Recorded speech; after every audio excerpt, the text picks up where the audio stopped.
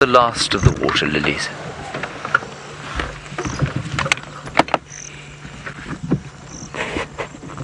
Isn't that nice?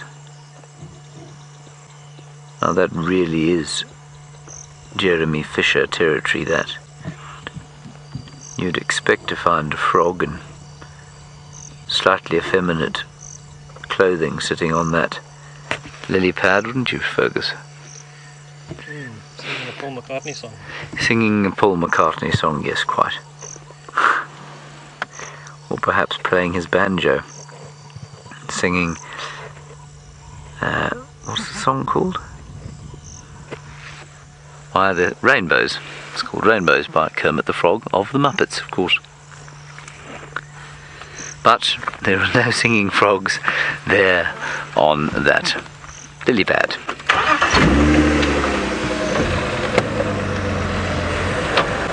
What are there so many songs about rainbows, and what's on the other side?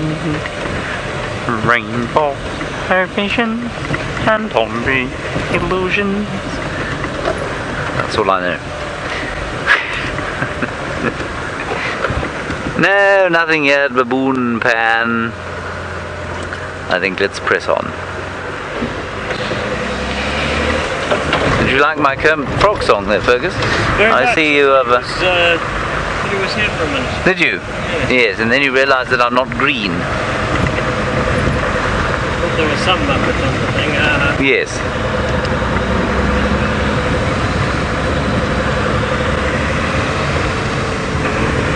I will ease down here, check each side of the Mamati, and then we are going to abscond and come back to this area just before we end the drive. No leopard there, no leopard there, no lion. Very nice smell. Well, if you get close to that smell, what Fergus has just smelt is the smell of the red spike thorn. There's the oliphant. And the red spike thorn smells, I think, like overripe mothballs.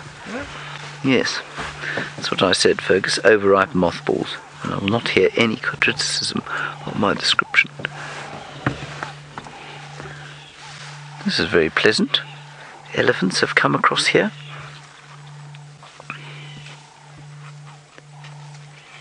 He seems reticent to come on to Djuma. There we are, he's crossing out of Little Gari. He's now walking on the road and going back into Little Gari. But there are some others just in the bushes behind us. And I think if we sit here, they'll pop out. Now just watch as he moves, or as he was moving. Sorry, I missed this a bit late. He's been flicking his head from side to side. And that's him watching and listening to us. Yeah, just looking at us out the corner of his eye. And here's the other one, Ferg, right here. Probably a young bull.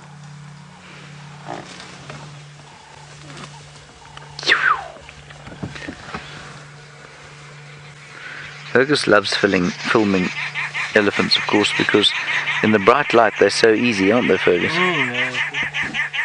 Very, very easy.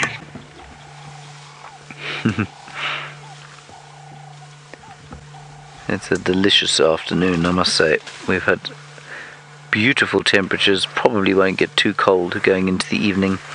And of course, let us not forget, it is the dark phase of the moon in May, which means if you're an Impala, it's time for love.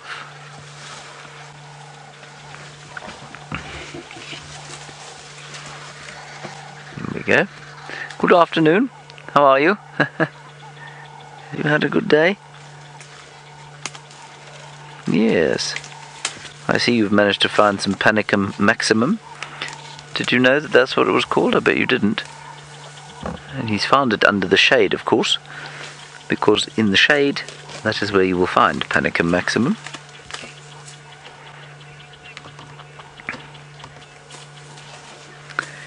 Now, somebody with a rather intimidating Twitter handle called Machine Gun Nest. Whew. Let's take a breath quickly. Machine Gun Nest, you're wondering if there's ever been a three-tusked elephant before. I don't know, actually. I feel like I've seen many elephants with very disfigured tusks. I've definitely never seen one with three tusks, but it's not impossible that there has, over the course of geological eons, been a three-tusked elephant.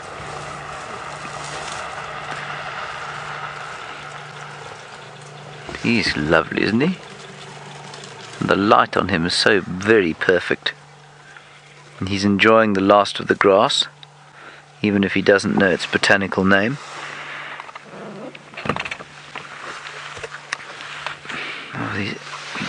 We've really had a good time with the elephants today. I'm very grateful for it, I must say.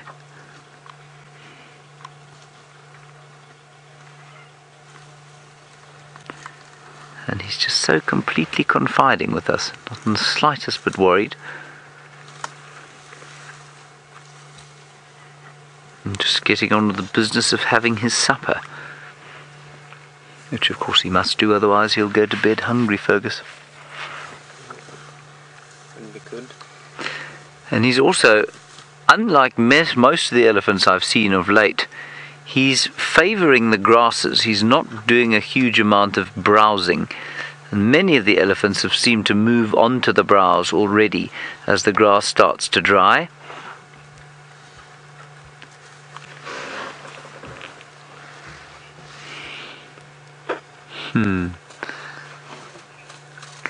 Hello, Black Panther. How very nice to hear from you. Thank you for giving us of your time and for sending through a question. You say this is your first time on the live stream. Welcome. I hope it will not be your last, and I hope that you will enjoy many hours on safari with us. In case you have missed my sort of general impression on when you should be watching, I know many of you have got jobs and things, and that 6 hours a day is hard. Just remember, the next time you're sitting in a meeting, in a boardroom somewhere, and your mind is about to explode with boredom, consider logging on to wildsafariLive.com and, well, just watching quietly on your lap, perhaps. I think it's an excellent idea. It would be wonderful to watch an elephant feeding on a tree like this completely live, while some businessman yaks away in front of you about things that you really couldn't give two continentals about. If you get fired, don't blame me.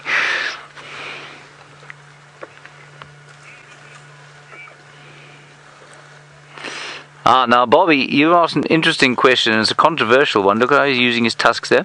You say, do any people here eat elephant meat? People do eat elephant meat. It is eminently edible. I'm not sure that I've ever eaten elephant meat, but elephant meat is absolutely edible. And what I want... Oh, yes, this, I don't know what I wanted to say. I don't think...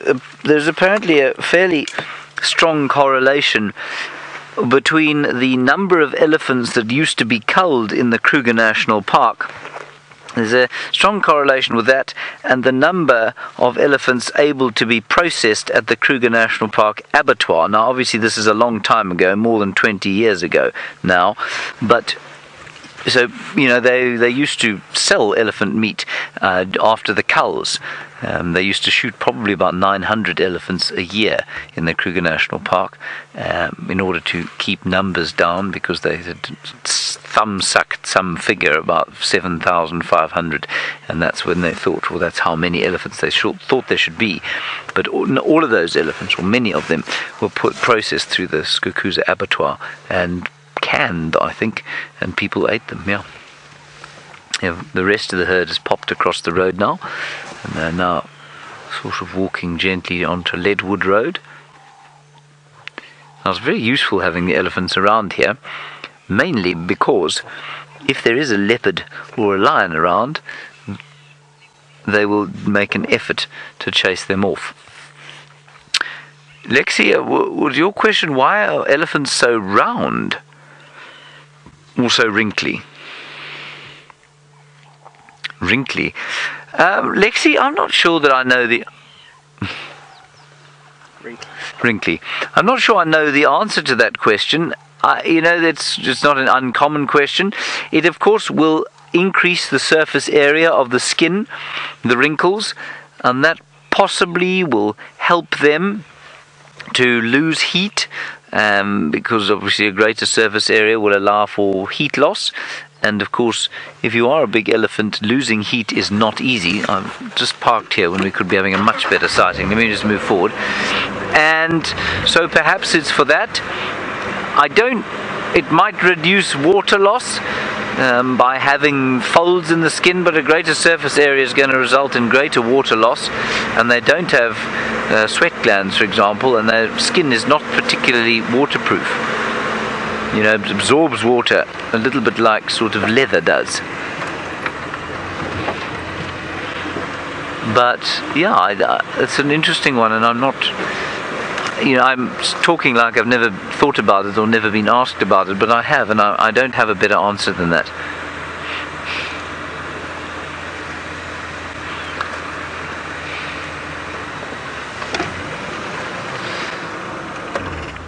Hello Richard, you've asked a question that, well, is on the tips of many safari guides' tongues. How many muscles does an elephant's trunk have?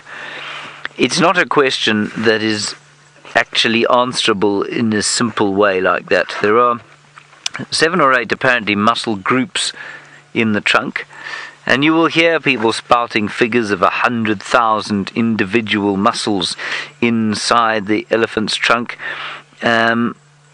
Maybe that's 100,000 individual muscle fibers inside the trunk, but I think you'll find that it's quite difficult to answer. There are a large number of, or a very complicated network of muscles and nerves and veins and other tissues in the trunk, because it is such a very complicated appendage and very, what shall I say? It can do so many different things. And so it can pick tiny things up. It's very powerful, it's very sensitive, and of course it is a nose.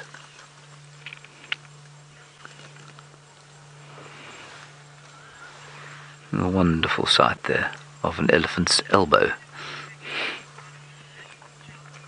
Now Jill, you are clearly somebody who's quite social and worried about the fact that elephants might be thrown out of their herds. And are they ever thrown out of their herds? Well, yes, they are. The bulls are all the time. Once the bulls reach 13, 14 or 15 years old, up to 17, the dominant cow or some of the older cows will tell him to get lost. He'll start becoming irritating, as all teenage boys do eventually. He will start to bully the youngsters and irritate the young cows, and eventually his mother or aunt, or perhaps older sibling even, will have a guts full and chase him away. And he'll live on the fringes of the herd for a while, and eventually he just won't be in the herd at all anymore. We're going to move forward now. I've just heard some Franklin's alarm calling, and I don't know, maybe there'll be something up ahead there. It might be a bird, it might be a snake, it might be just gently honeyed coloured grass turning further honey coloured.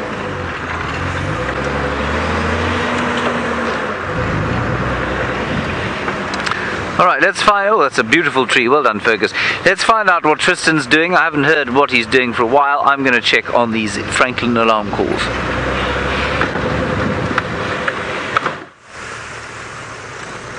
Well, James, I'm not sure we even know what we're doing or why we're doing it. We are bumbling around Arathusa, getting conflicting reports every way we can about a multitude of different species, so it's been quite an infuriating and frustrating afternoon. But we did have the most incredible elephant sighting, and we were trying to find reception. We were going back and forth in all kinds of angles, trying to see if we couldn't get some sort of picture to show you. We had these elephants playing in the mud, and a little baby elephant that was trying to get up a dam wall and kept slipping down, and then it went into the water and it was trying to drink, but it couldn't use its trunk. It was all quite sweet and amazing, so that was cool. But when it comes to sort of sightings updates with regards to the Inkahumas, which is why we came this way. The Inkahumas are on Elephant Plains. They are not anywhere near Arathusa, and the guys got all very confused about that. And the other bad news is that the wild dogs are also on Elephant Plains, so it's all just going away from us at this stage, but that's okay. If you're patient and you put out the good vibes, good things come, and can't complain about the sightings that we've had this week. We've had good sightings. Well, Craig and I definitely, haven't we, Craig? We have, eh? And Craig thoroughly enjoyed the elephant. He was loving this little baby elephant. It was all over the place, and it was... We were parked right next to them, and they were mud bathing, and there was mud flying all around us, and we had a big bull elephant standing over it. Unfortunately, the gremlins won the day there, and they kind of took over. So now I've come to Arathusa airstrip just to see, well, if there's any sign of our jackals that hang around here and anything else of interest that might be around. You never know when you come to the airstrip. There's often strange and wonderful things hanging around.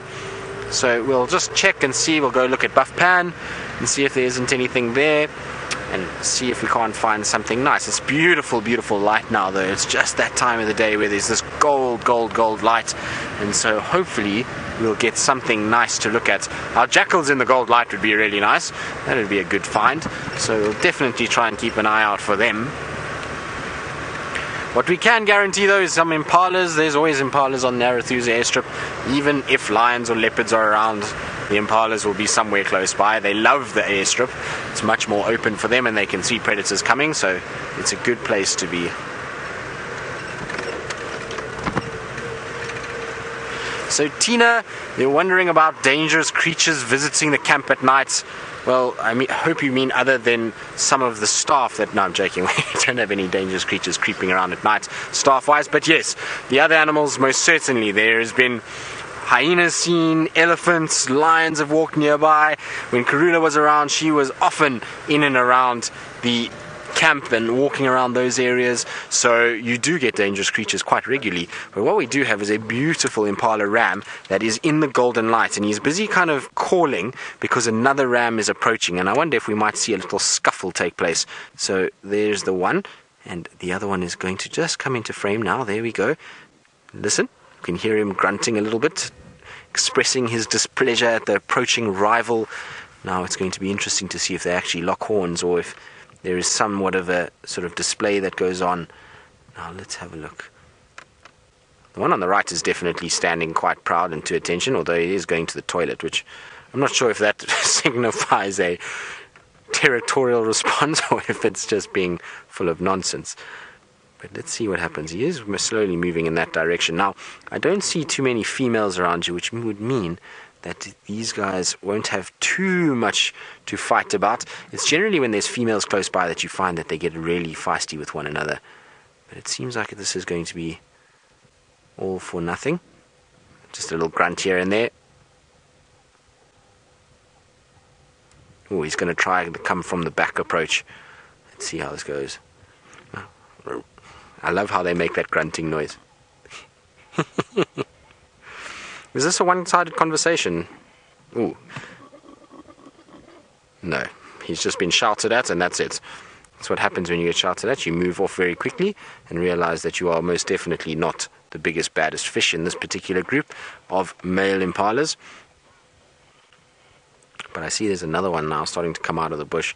But these are all fairly young males. These are all sort of 3-year-old males, and so they will be just for the first time really trying to find females, and this is often what happens, is they're a little bit confused by all of this and takes a bit of time. This is a slightly bigger chap, so let's see how he fares when he approaches. But isn't that light amazing? Look at how those impalas are glowing in this afternoon sunshine. Really very, very pretty. Now James had the opposite effect yesterday afternoon. He had from the back and all the grass gold with the impalas, but when you've got the light on them, the colors of an impala really do pop out, and they become vibrant in their oranges and their sort of tan colors. Really are one of the most beautiful animals that you could ever see. Now you can imagine if they were rare, how people would want to see them just because of what they look like. They have these sort of black tips to the ears and these sort of horizontal markings on them, and then those black stripes on the bum and these elaborate horns on these males. It really is a very, very spectacular looking animal, but it's so overlooked because of how common it is. at least this time of the year, they get quite a bit of attention because of the fact that they're rutting and chasing one another around. You'll find that there's kind of people stop and listen to them and kind of look at them just because of the noise that they make. But they really are an underappreciated species. I see we also got some warthogs up ahead, so that's good. Now I wonder if our jackals are not creeping around here somewhere. So, Kirk, you're wondering if the impalas get startled by the incoming aircraft when they come to land. Well, yes, a little bit they do, but some of these impalas have been here for so long that they've almost gotten used to the planes, if that makes sense, and they kind of just trot off a few steps and then the plane lands and then they come back again. So they're quite used to it, and that's why when planes do land here and when you're working at the lodges and you have guests, you have to come before and check the whole airstrip and make sure that there's no animals, and then you've got to chase them off a little bit so that the plane can land and that they don't have to come down and do a big loop if an animal is on the runway. You can imagine landing with an impala on the runway is not the best thing. If you hit one of those, it's going to cause quite a bit of damage to an aircraft. But here are our little warthogs that generally are around the airstrip at most sort of times of the day. Yes, Senegal lapwing, I see you, I hear you. So the lapwings are a little bit upset because I've driven through the middle of them, and that's why they all complaining. But our warthogs, this will be their last little feeding, and I'm sure they're then going to start heading to their termite mound or their whole drainage pipe that they live in. And I wouldn't be surprised, there is a drainage pipe that runs underneath the runway itself, which I'll show you shortly, and I wouldn't be surprised that they live there because the sun is going down now and there's not too many termite mounds close by that they can get to, and they're quite sort of exposed at the moment, so I'd imagine their home is not too far away and that they might just start heading towards it. And I'm pretty sure they're living in a big storm pipe that is underneath the road, so when we get lots of rain, that just helps with drainage to go underneath the runway rather than over the runway. But there's Mom. Have you had a nice wallow today? It's been that kind of day. It's been beautiful temperature and perfect for wallowing. So not only have the elephants been doing it, we saw our hippos both in water, and now our warthogs as well.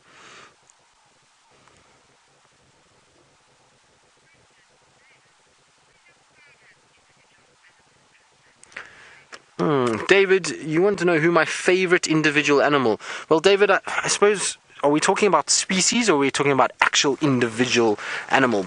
Let's do both. So species would be leopard, hands down, and favorite individual animal that we know and see regularly. Ooh, tough one. I don't know. I have an affinity for most of the leopards that we see. So for me, probably my favorite to see, just because of his sheer size and the sort of presence that he has, would be Anderson male, but we don't see him regularly now that I'm at Safari Live. When I was at Simomelia, I used to see him a lot, so I used to really enjoy spending time. Now that it's Safari Live, I think Tumba is probably my favorite. Well, Tundi and Tumba. Tundi's always had a soft spot, and she's my favorite female leopard that I've spent time around, and now her little boy is also very, very cute. And so those are the two that we probably see the most nowadays, and so one of them, well, both of them would be my two favorite individual animals. But in terms of a species, it would be leopard, followed by elephants and wild dogs and hyenas. Those four are all animals I love to spend time with. So those are them. What is yours, Craig?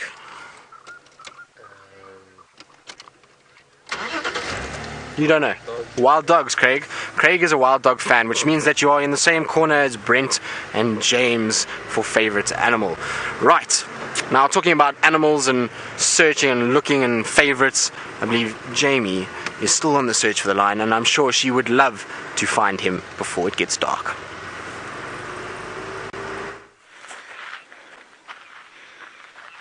The wonderful thing about the fact that it is getting dark, he just called. He's very, very close to us somewhere here. We've basically walked circles around him the whole afternoon, and I'm speaking very softly because I don't want to scare him. Male lions on their own, on foot, 9 times out of 10 are going to get up and bolt away. So all we want to do is get a brief view of where he is and then call James in to come and take our place. So that's what we're planning. He's just called now. He's right in the block somewhere here, but it's difficult for us to pinpoint exactly where he is. We need him to call one more time and we'll get him. Oh, got him. Got him. There he is. There he goes. Hello, boy. How awesome is that? Hello, boy. Very cool. Well done, Seb. Come. Don't want to scare him away. Okay, all we're going to do is go back onto the road and call James. Chantel, call James and tell him to come to Weaver's Nest.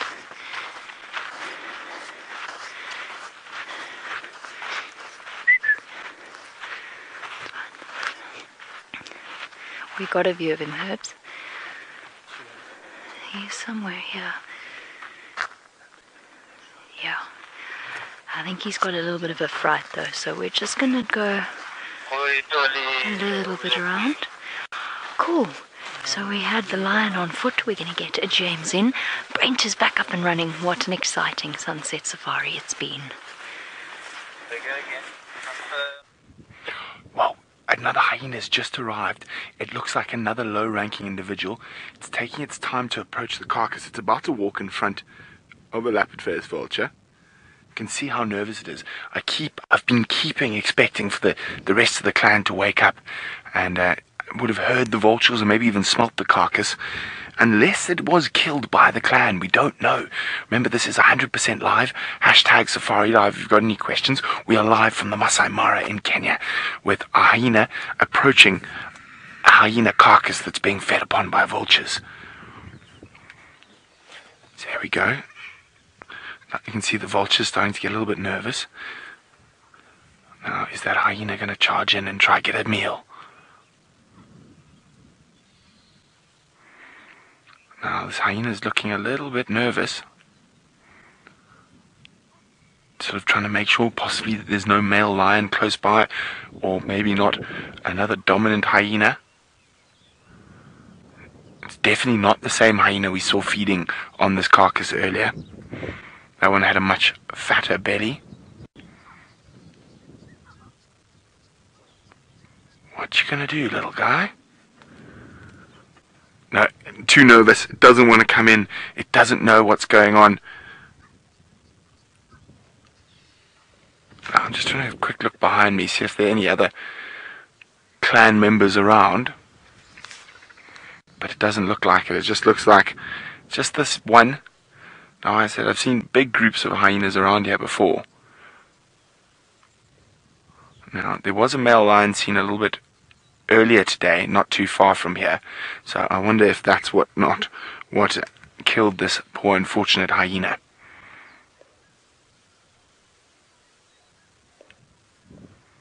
No, not brave enough to come in. The vultures will keep their prize for now.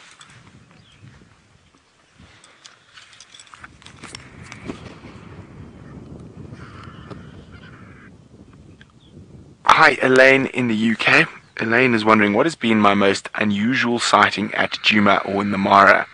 Sure, Elaine, I've had a few. I've been very lucky. A pangolin with Dave at Cheetah Plains. I've seen a cheetah kill start to finish with Eggsy. But I can't say there's any particularly unusual sighting that sticks out incredibly. But I think we're going to get them here. Oh, the hyenas hunting the baby buffalo here in the Mara was incredible. I mean, just this, being able to watch these vultures fly down onto this carcass has also been awesome. There's still a bit of scrapping going on.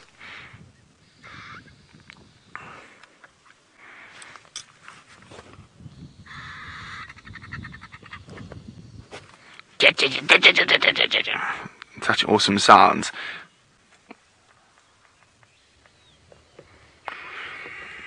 Hi, George. George is wondering, what are the signs of a low-ranking hyena?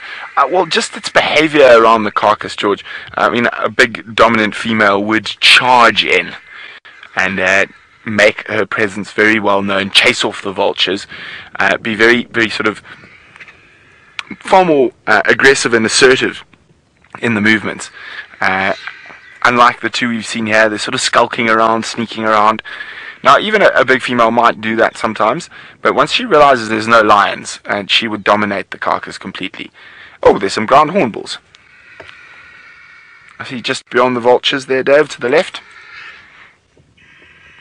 A little more to the left, and lower down. And hang on, I think you went past them. A little bit back. Okay, stop there. I'm going to pop up. Okay, zoom to the middle termite mound. Left, middle one. That one there. Look there. There's a hornbill head about to pop up over there. Oh no, now it's popped its head down. Come on, pop your head up. Oh, there's another one slightly to the left. Probably a bit more visible. I think. Is it just behind? There we go. Now this pair we see almost every day as we come up the mountain. And we're going to have to start heading up the mountain quite shortly as well.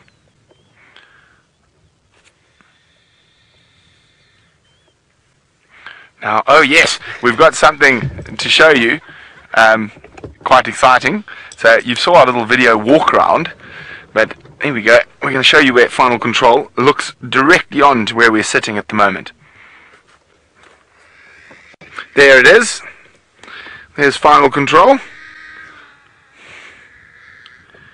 And just to the left, probably the safari lodge with one of the most exquisite views in Africa, unrivaled probably, and Gamamara.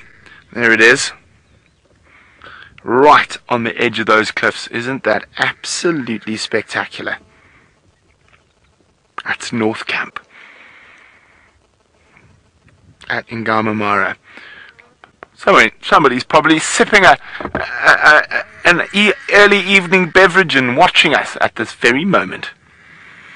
Now, the vultures are sort of calming down. Most of them are going to take off and fly up into the trees. And there's not much left of that carcass now.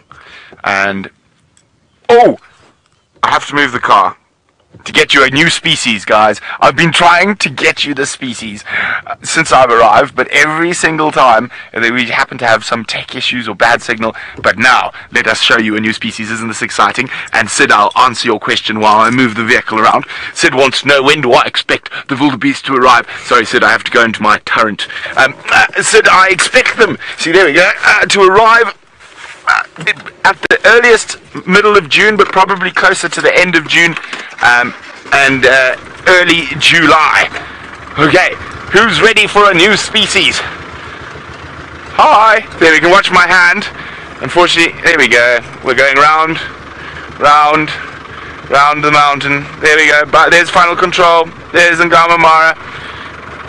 And there, right in front of us, for the first time, as far as I know, on Safari Live. Are not squeaky brakes. You've heard those on Safari Live a few times before. But it is not the topi, David. It's not. That is not a new species. That way, David. Slow down, David. I've lost my monitor. Oh, there we go. It's back. Okay. Zoom a little bit. Keep going. Keep going. To the right. Lower. David, I'm going to hit you with a stick. What are we looking at? There! Coke's hartebeest! My goodness, David. Quickly across to Djuma. Come. There we go. We've got him on foot. We've led James in, and he's lying down. How cool is that? He just walked out as James got here. It's epic. It's so cool. We've got one Wild Earth vehicle with the lion as we speak. We can see him through the gap in the trees. Can you see him over my shoulder there, Seb? And he's perfectly chilled. How cool. He's just there. There we go. Cool. Okay, guys. Time for us to make our way out. There's 2 vehicles already coming into the sighting. Hey, Herbie. High five. There we go. Okay. Well, we're never going to have the best view on foot. Sorry, everyone. Don't worry, Seb. Over to James, who has definitely got a good view. Got a good view of him, and I've got a good view of an elephant moving in the background. And I must just say, while you don't get the best view on foot, you certainly get the greatest thrill of being on foot with them. And the smile on Herbert's face after he traipsed this area flat this morning, coming up with nothing, was, well, nothing short of miraculous. How wonderful that the day has turned out like this. And after all our efforts, I'm very glad the Wild Earth crew managed to find him, specifically Herbie, of course, but the grin on Jamie's face was about the same size as that of the one on Herbert's. Isn't he wonderful? What a stroke of luck we've had. And there is an elephant just grazing in the background. I can't see it at the moment.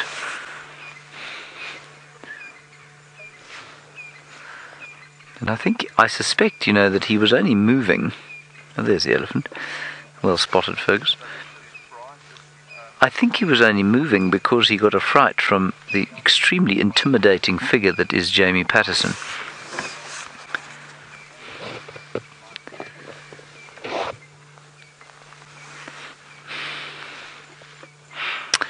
Now, Jenny, you are perhaps a new viewer, and you say, is this lion part of a pride?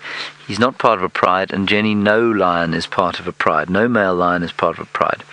They are extra to the pride. So the pride structure is the females and the youngsters, and the males either are on their own, and will normally, when they're about his age, he's almost 6 now, probably is 6 already, they will dominate a pride or two, but he is part of a coalition of 4 males called the Birmingham Boys, and the Birmingham Boys are a group of 4 males that dominate the Styx Pride, which is the one pride that we see, the Nkuhuma Pride, the other pride, and perhaps even the Torchwood Pride, which goes off to the east of where we are. We don't see them very often. They go into Kruger.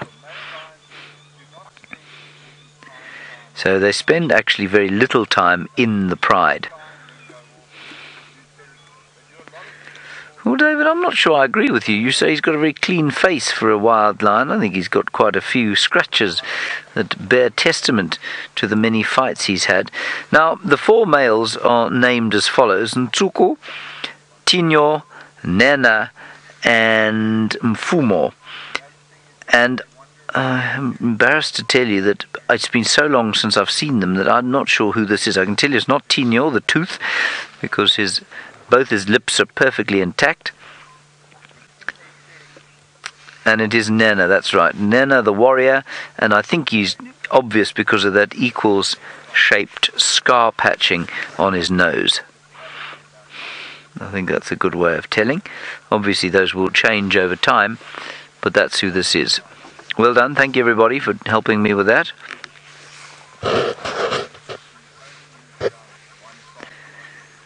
It's marvellous. And so he will be extra to his coalition from time to time. He'll spend time on his own. He'll go from pride to pride. He'll join up with his brothers every so often.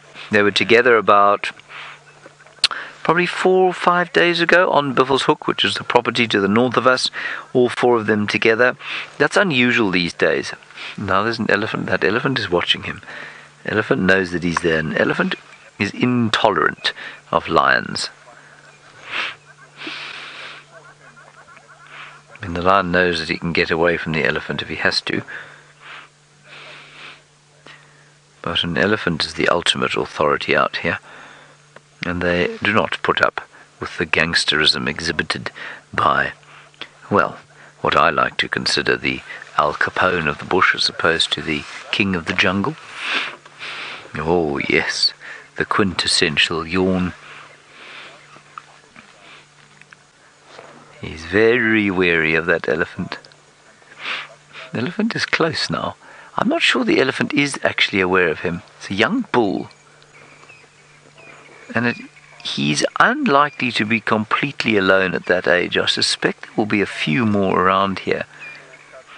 But I think his relaxed, kind of back-turned nature indicates that he's perhaps not convinced, or certainly not completely aware of the lion that he has here.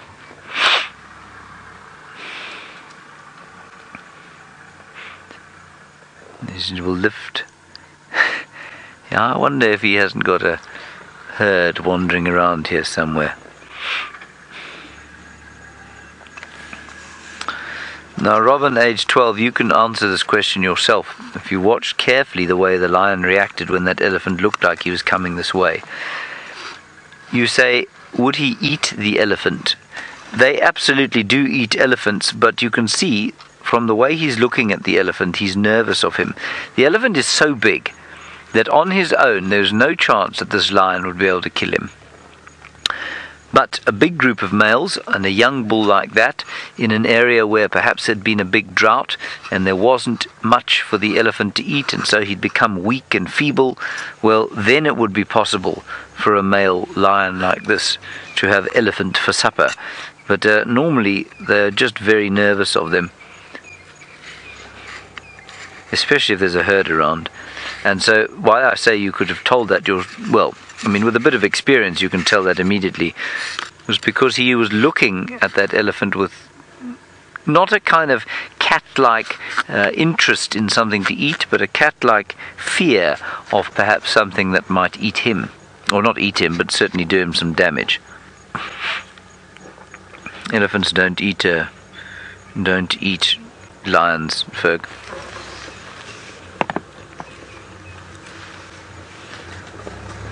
Sid, you've been watching some lions, of course, I think with Brent today. Did we see lions with Brent? He saw just about everything else. You say is there a difference between the East African and Southern African virgins? There used to be a thought that they should be separated into separate subspecies. They are definitely the same species. And morphologically, in other words, how they look, there's very little difference at all. I do not think that they are bigger or smaller than the East African versions of the lions. And I think there's quite a lot of debate over whether or not they should be considered a separate subspecies. I think some think they should, and some perhaps think they shouldn't. But the machinations of the scientists I'm going to leave to them. But essentially they're the same thing.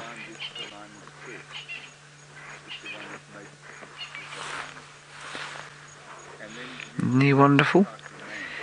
And I'm telling you now, the only reason we've had this great view of him is because Jamie and Herbert woke him up, thankfully. Otherwise we'd be staring at what is termed a flat cat, which is no one's favourite activity in the world. Least of all a cameraman. Cameraman is not a fan of a flat cat, are you?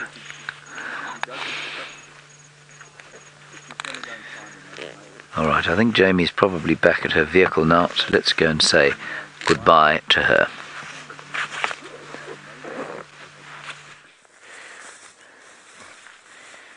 We have raced back towards the Mahindra, which got us into the right place to finally find that line. And luckily we weren't too far away from the vehicle, because we're quite far from home and it is getting quite dark.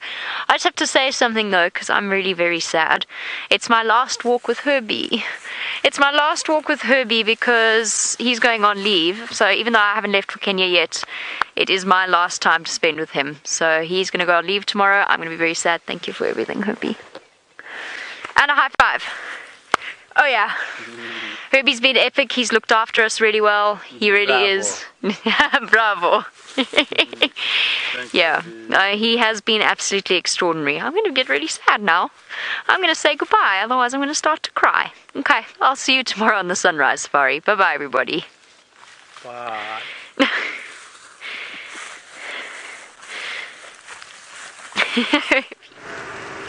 Well, what an exciting afternoon for Jamie and Herbie, and I'm so glad that both Herbie, because Herbie was this morning was quite distraught at the fact that he hadn't managed to find that male lion this morning, and he was saying that he was definitely going to find it this afternoon. So I'm super glad for him, and then I'm very, very, very glad, and I just hope that this is now going to be the change of luck for James Henry. I really do, because he really has had a tough time of it, and through no lack of trying, he's driven all of these areas looking so hard, and really it sometimes can be a bit frustrating when you drive around and you can't find anything, and there are things around but you keep kind of missing it, and then somebody else goes there and manages to find things, it really can get quite infuriating. So I'm so glad for James, and I really hope, like I say, that this is going to be a break of luck, and that Nhenha is going to roar for him and do all kinds of tricks and make him one happy man, and then tomorrow his luck will continue. So while he's there, I thought I'll just come and check around again for any signs of Tundi and Tumba, and just see if maybe they're not here somewhere. We're so close to the boundary that it's very possible that they've gone south, but with a spotlight sometimes you can pick things up in the grass that you maybe wouldn't have seen with your naked eye during the day, particularly a leopard that's lying flat in the grass. It might be very difficult, whereas now I'm hoping that they might move around, and so maybe we just get a sort of a set of eyes popping up in the grass, and we're able to then see exactly where they are. That's what I'm hoping, but I wouldn't be surprised if they're back in Little Gowrie. So try and see if we can't find them, but I'm not going to really stress too much if we don't. It might be one of those things, and that's just how it goes, really. Now, I know this is roughly where Jamie had him this morning, and I know James has checked here, but I'm just going very slowly, just scanning all the big trees, checking under the trees just to make sure that they're not lying somewhere close by. You're wondering how one becomes a ranger or a guide? Well, it depends. There's different avenues to take. But mostly what happens is that you'll enroll in some sort of a course. So you can either do, I think they do 6-week courses, 3-month courses, or 6-month courses. And so you'll go and live in a game reserve much like this. And you'll then get sort of taken out every morning and afternoon on either a walk or a drive. And you'll be taught about the varying facets of things in nature, out with an experienced ranger who is qualified to teach these kind of things. And then from there, what will happen is you'll do, between the drives, you'll do theoretical classroom work where you'll learn about all the different aspects of nature theoretically, and then you have to write exams and do some theoretical work, and that's all through a central guiding body in South Africa called the Field Guides Association of South Africa. Now there's a little duiker here, which is probably not the most encouraging thing. Well, there was a little duiker, it's now bounding off. It's not the most encouraging thing when it comes to looking for a leopard when you see a duiker bounding off. So you'll then go through the central sort of, well, the Field Guides Association of South Africa, and you write their exams, and that will then qualify you on a theoretical level if you write the exam. Then from there, you'll go through a series of practical assessments where you'll have to go take a drive, or you'll try and do a walk, and there you get it judged by assessors that will say, well, yes, you're good enough to be a guide, or no, you need to go back to the drawing board and relearn. And there will be different levels within that. So there'll be, level 1, which is your basic qualification, and then you'll get level 2, which will be a little bit tougher, and then your sort of hardest level is level 3, and that's where you kind of got to learn a lot about what's going on, and you go a lot more in depth into what happens. And that's how it is, and that's how you become one. And then there's a few other little criteria that you have to get. So you have to get a PDP, which is a public driving permit, to be able to guide guests around. Now I see we've got an elephant and a hippo at Twin Dams. It seems like the elephants have been at Twin Dams all day today, so I'm going to just try and pull around so we can actually see it. So you'll have to get a public driving permit, and then there's varying other little permits that you can that you need. You do 4x4 courses, snake handling things if you need to remove snakes from guests' room, and those kind of options, and that will then mean that you're a guide after all of that. Now there are our 2 hippos that were bellowing, and our young bull elephant just strolling off into the distance. Now with all the elephants that we've had around Twin Dams, it's probably a reason why we're not actually seeing Tundi near Twin Dams itself. She's probably had to deal with so many elephants. Oh, look, we're going to have a big yawn. Look at those teeth, aren't they amazing? There we go, look at that. Yes, you do have a big mouth. And this is very typical behavior for a hippo at this time of the night. They start yawning, much like lions or leopards will start to yawn before they get up and start moving. And so this is preparation now to start coming out and feeding for the night. So see lots of yawning, and then slowly but surely as it gets dark, they'll then climb out and move into the thickets and start feeding for the night. Now, I'm surprised that there are the 2 here. It seems that Twin Dams kind of goes through these fluctuations. Some days there's 1, some days there's none, other days there's 2, and they seem fairly relaxed with one another. So I wonder if these aren't our hippos from Buffelshoek Dam, because Buffelshoek Dam had 4 or 5 the other day and it's now down to 1. So I wonder if these two are not from there. But it really is such a peaceful, serene scene here, especially with that Ellie that was just walking past the hippos. It's so quiet at this time of the day.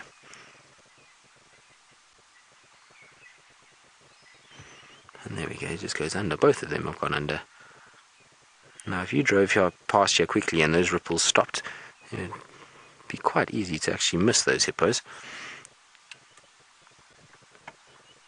But you can just hear the last of the birds calling now. There's a few that are just starting to kind of call their last calls for the evening, and then it should start, the night time birds should start taking over. So the coursers, which James has an affinity for and very good at making their call, well, we'll tell him he's good at making the call, and then you'll start hearing the nightjars and the owls and the thickneys that will call at night as also.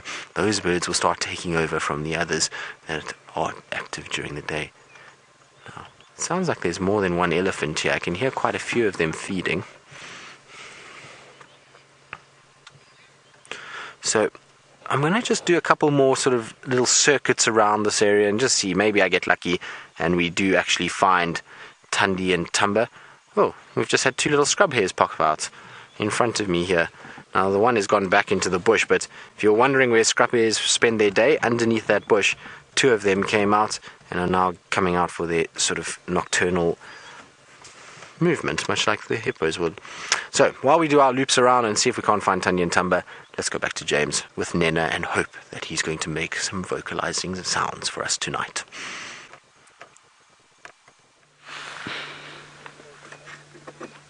There we are, everybody. Not any nice sounds other than the gentle sound of lullabies floating through this area as Nhenha drops off to sleep. Now, with any luck, as Tristan said, he will rouse himself and start belting out an enormous chorus of roars. But at the moment, he's so tired after he was frightened by the terrifying form of Jamie Patterson and Herbert Corsa.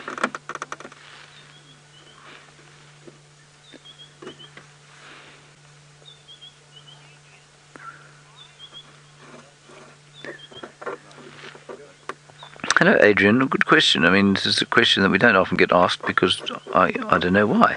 Actually, it's a really good question. You say, why are lions more active at night? You know, it's a question that I've actually struggled with myself because I'm not convinced that they have to be. Oh, that's beautiful. What you will hear is that they're active at night because it's cooler and they like to be active in the cool. But that's not necessarily true because there are lots of animals that operate in the daytime. I think that you'll find that the major reason that they have evolved to be active at night is that they are the dominant predator at night, and it would not surprise me at all to find that their nocturnal activity has developed in parallel with human evolution in the areas in which they were. Humans, of course, are the dominant predators in the daytime, and lions, of course, the dominant predators at night. Now, it's definitely easier for them to hunt at night because they are big, they are designed, or you can see they're coloured to hunt at night. They're able to hunt at night through the tawny grass. Oh, he's starting to make a noise now.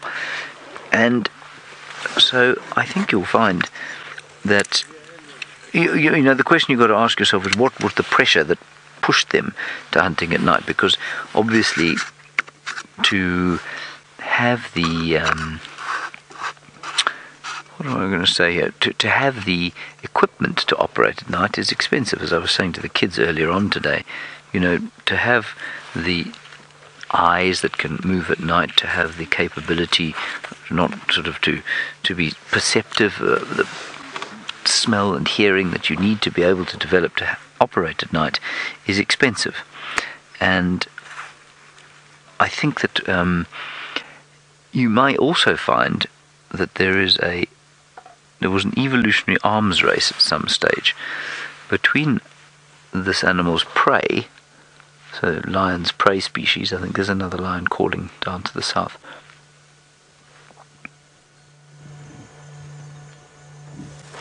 Here we go.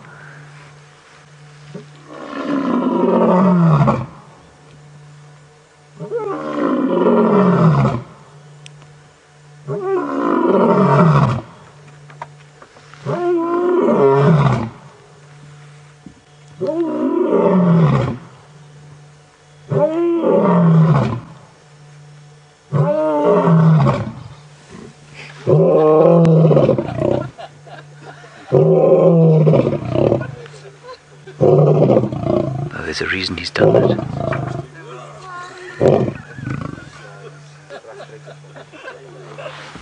Now you can hear a whole lot of laughter because he's laying down like that, but there's a reason for that, and it seems that the sound that they make travels better lower to the ground. I know that I don't know anything about the physics of how that's possible, but you'll often find them calling on their sides like that. They lie on their sides and call.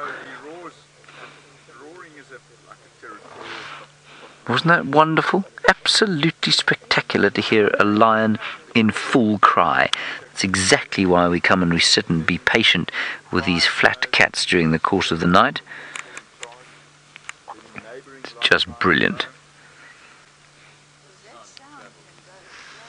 That was fantastic. Hey?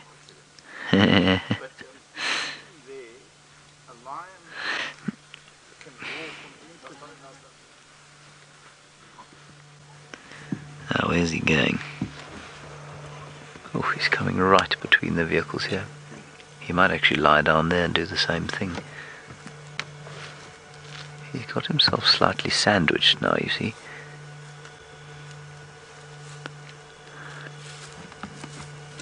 But still, Fergus, he looks hungry. Slowly, slowly, slowly, slowly, slowly. Yeah, he's gone. He's gone behind us. Going to infrared, everybody. And he's disappeared. Can you see him, Ferg? Not his bush here. And mobile.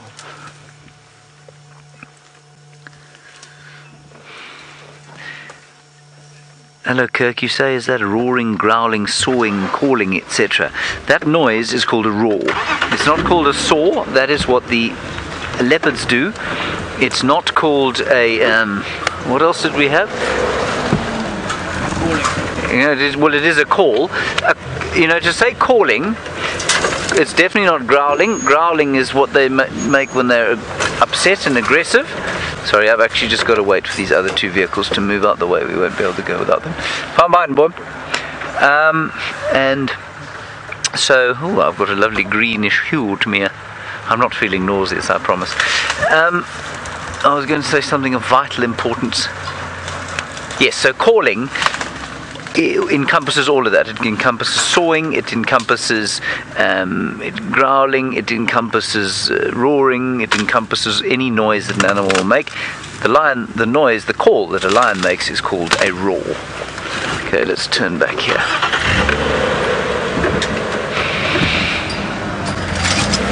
Does he go through there? Yeah. I think he's going to go back to the road. Alright, we're going to do our best to find them again. Tristan has now managed to find some very large elephant. We have, James, we've found a whole herd that is on its way to Twin Dams. Now, I was hoping that they would stick around in the drainage so that we could view them with the infrared lights and play with our new toys, but alas, they're now going back towards Twin Dam, so I might have to just loop around again. But there's quite a big herd there on both sides of the riverbed, and you can hear some noisy drongos calling to my left here, and they're making a bit of a racket, and generally there are drongos wherever elephants are. The drongos are never too far behind, because at the end of the day, they follow the elephants and use the elephants to catch insects, and with the elephants dropping so much dung, there's generally quite a number of insects actually that land on the dung itself, so it's a perfect place for a drongo to spend time.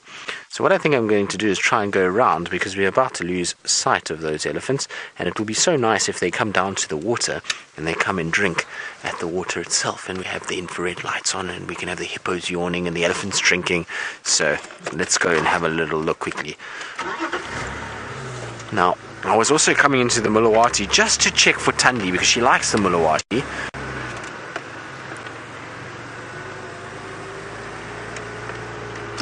So Patricia, you're wondering if a 70-year-old is too old to enroll in a guide course. Well, you're never too old to enroll in a guide course. If you want to learn about the wilderness and those kind of things and learn how to guide, then you can never be too old.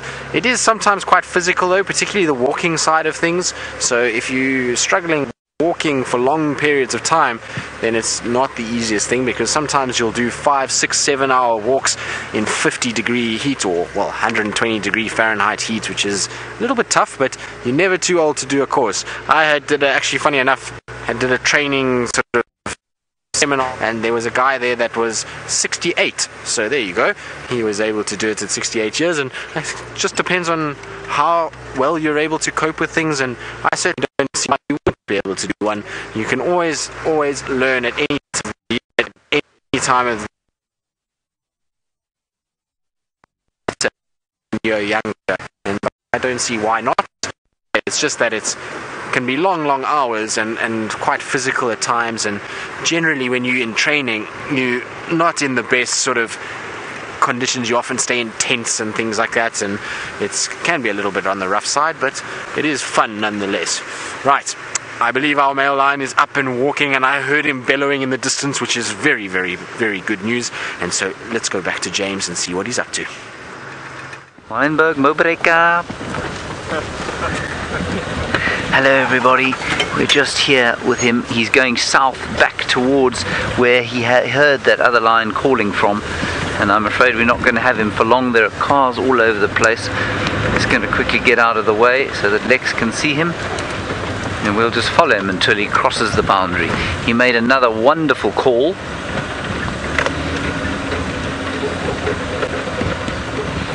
And he's going into Little Gowrie eventually. Hello Sean, you're saying do lions chuff like leopards? That's an interesting question from you. You've obviously seen that leopards go choo, choo, choo, choo, choo. I have heard people say that they do. I have never seen a lion chuffing, but I have heard people say that lions do chuff. I'm not sure myself. I've never heard one chuffing. Okay, we're going to get a bit stuck here. I'm just going to let Lex go past us. Sorry about that. As you were. I can't move from here, everyone.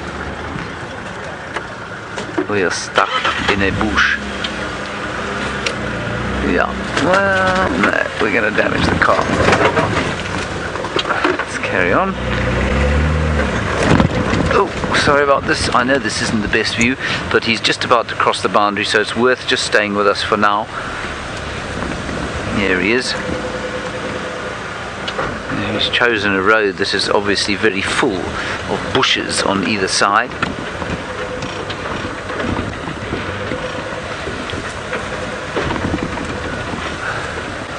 And hopefully we'll just get him calling once more. Sorry about this, but we do all have to share, of course. I think he's going to go straight across the road. And then we will have to go on to the normal search for the creatures of the night.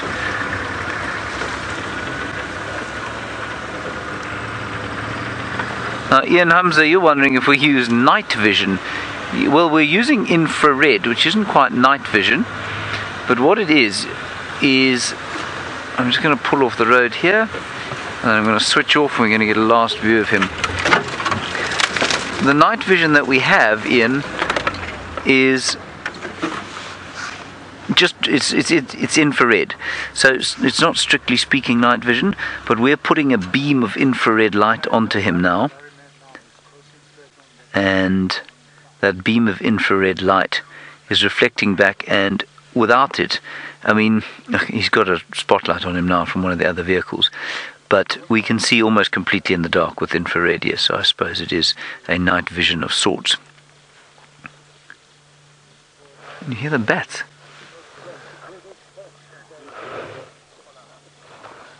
I think it's bats calling. Either that or the power line above us is about to sort of snap and fall on us. Everyone, that's it. That is the lion sighting, I'm afraid. It's all over now. But it was great fun. Hello, Gerald. You say, where's he going? Has he planned his route based on instinct? I think he's going, Gerald, straight south towards where his brother was calling. And it's because of his brother's call that he has decided to go down there. And I think they'll probably meet up during the night. Alrighty everyone, that's going to be it from our lion sighting. I'm going to do one more pass via the Twin Dams region and see if we can't perhaps see Tundi and Tumba, and if we can't, well, then we're going to head for home. While we do that, let's head across to Tristan and find out what the night has brought for him. Well, James, other than the elephants, not very much. Our elephants were still in quite thick bush and not at Twin Dam, so we decided just to try and see one last time if we can't find Tundi and Tumba, and so no luck has been on our side, which is fine, that's okay. You have quieter days to appreciate good days and the good days, and well, we haven't had bad luck anyway. We've had great elephant sightings today and thoroughly enjoyed my afternoon. It's been wonderful to be out, so you know, just because we didn't see a cat doesn't mean that we've had bad luck, that's for sure. And like I say, James got the lion and Jamie on foot, so I'm just happy that everybody's had a good afternoon, really.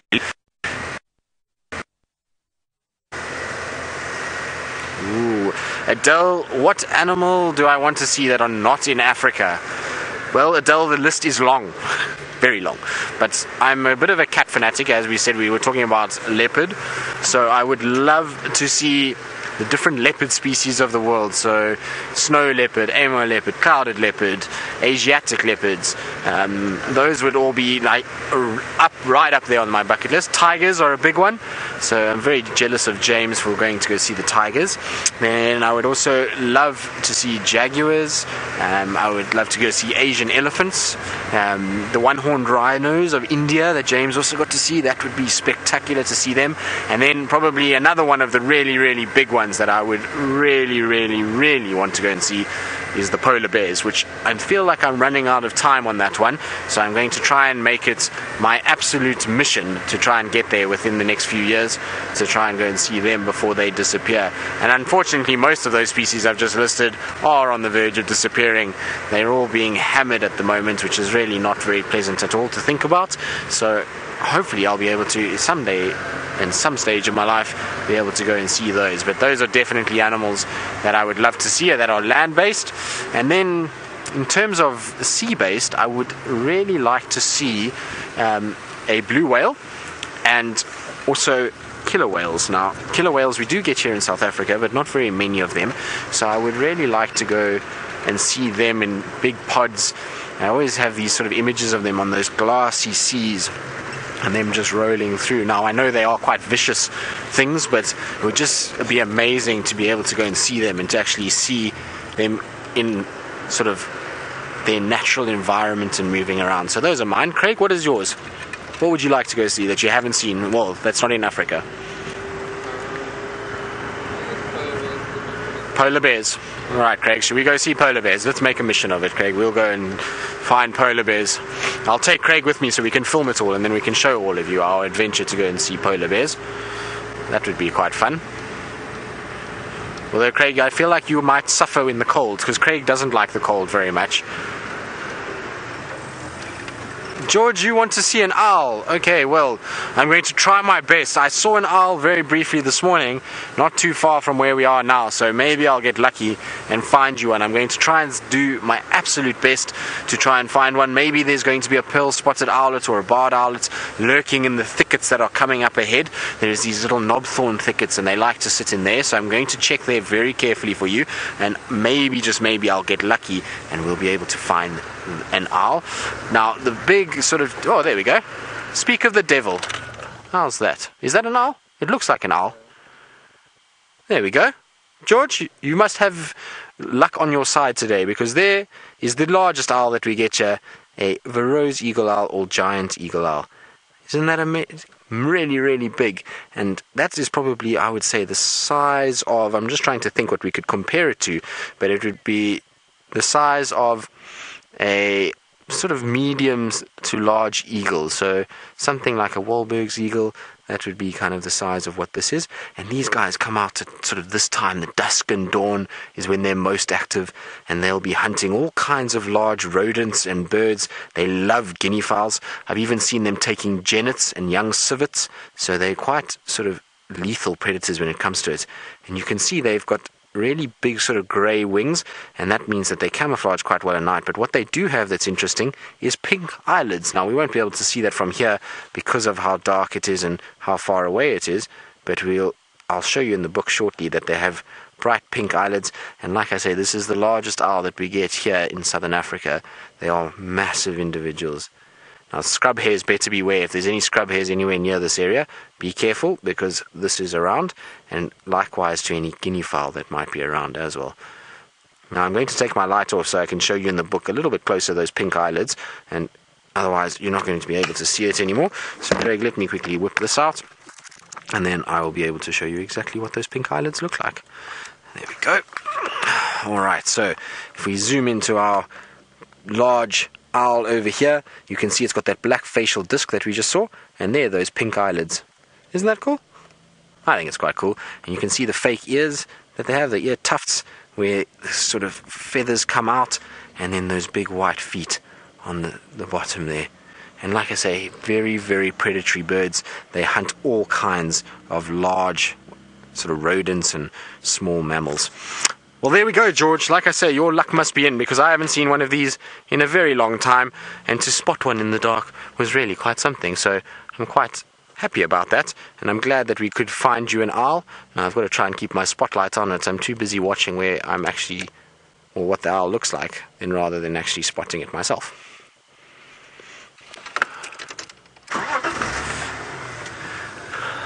So, Beard, hello Beard, I hope you're well and that you had a safe travels back home and that you enjoyed your stay. It seemed like you had a wonderful time and lots of great sightings, so I'm glad that you enjoyed it. Now, you're wondering why it's called an eagle owl. It looks very owl-like to you. Well, it's because of its size that it gets the eagle owl name. It's because of how big it actually is. They're very, very large birds, and so they almost look eagle-like more than owl-like, and that's where the name comes from. But there we go. Now, I was hoping it would look at us because we're a little bit closer now and we could actually see it. And funnily enough, while I'm sitting here, I can hear another owl calling. I can hear a Scops owl calling in the distance. But it is very far away, so I doubt we'll be able to hear it. But there we go. And that big facial disc that will just help them to have that binocular vision, and then they'll be able to see and judge depth very well. And those little ear tufts that they can hear as well. Now, a sense of hearing on an owl is amazing. You can actually see the pink eyelids quite clearly now as it kind of closes its eyes. Every now and then you'll see it will bat its eyelid, and we'll be able to see those pink eyelids coming down. Now, it is a bit dark, so I do apologize if it's a bit grainy, because we're pushing the camera to its absolute limit, and it's a little bit far for the infrared to be able to see now. Unfortunately, it's not looking at us, but look at how that neck turns 360 degrees. Isn't that amazing? So cool. So, Inga, you're wondering if the eagle owl is known for taking domestic cats. Well, yes, actually, I have heard of them taking domestic cats and small dogs. So, little puppies as well. They are very, very adept at finding food, even in urban environments. So, you will find them going after small dogs and cats as well. Rabbits, I've seen them going after guinea pigs, all kinds of domestic animals that people may have. Now, I'm not 100% sure on how big its wingspan is, but I will check it now quickly, so just to give you a better idea of how big it really is. I was saying it's the size of a sort of eagle. Now, I'm just going to try and find it in my book again, just so we can see how big the wingspan actually is. Now, I've gone too far. I found it so easily the first time, now I'm struggling to find them. Now, of course, when you want to find it, it's going to be missing. Now, I know it's somewhere near the kingfishers, so we're in the right place. There we go. Right, so giant eagle owl, or Verreaux eagle owl, is 66 centimeters tall, and it weighs up to 3 kilograms, but it does not give me a wingspan. I really wanted to see how big its wingspan was. But 3 kilograms for a bird is fairly hefty. That's a large, large bird indeed. And what does it say about it? Does it say anything about what it eats? No, it doesn't. No, it just says uncommon to locally common resident in broadleafed woodland, which is exactly where we are. We're on the fringes of the Mulawati, which is broadleafed woodland. So there we go. What a nice find. What a way to end the evening. I'm very happy about that. That certainly has put me in a very good mood. Thank you, little owl. Well, not little owl, big owl. Now, we're going to slowly head back home and back to Amanda's delicious food, and I'm sure James has got a smile on his face this afternoon after seeing his male lion. Well, I hope he does, and he had wonderful elephants by the sounds of it as well, so I hope James will be smiling by the end of all of this. I'm sure Jamie will be smiling, and we know Herbie will definitely have a big smile on his face because he managed to find that lion on foot, so well done, Herbie. That's very, very good. And it's amazing actually how nice the temperature is this evening. I'm very, very happy that it's not too cold, so hopefully tomorrow morning won't be too cold as well, although I fear the worst, that it might be a little on the chilly side.